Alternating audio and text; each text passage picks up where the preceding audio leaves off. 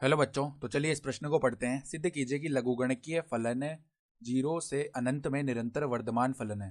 तो यहाँ पर देखो, हमें सिद्ध करके दिखाना है कि जो लघुगणकीय फलन है वो 0 से अनंत इस अंतराल में निरंतर वर्धमान फलन होता है। तो प्रश्न में आगे बढ़ने से पहले इस प्रश्न से संबंधित जो मुख्य अवधारणा है उसकी हम चर्चा कर लेते हैं। तो देखो, मुख्य अवधारणा, यदि यदि एफ एक्स किसी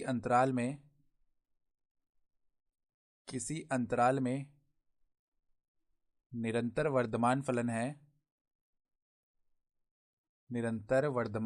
है, तो उस अंतराल में क्या होता है, तो उस अंतराल में एफ डैश एक्स का जो मान है वो सदैव धनात्मक होता है, अर्थात 0 से बड़ा होता है।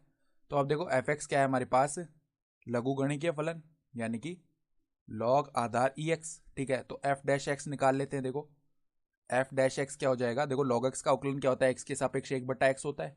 ठीक है, तो अब देखो, हमें एक्स लेना है किस अंतराल में, 0 से अनंत में, इसके लिए जांच करनी है।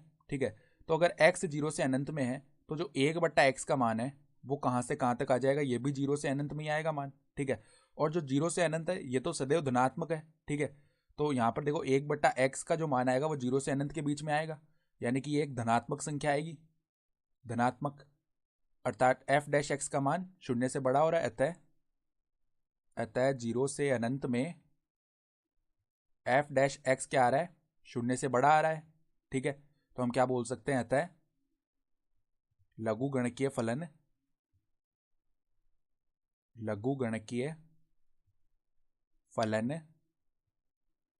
0 से अनंत में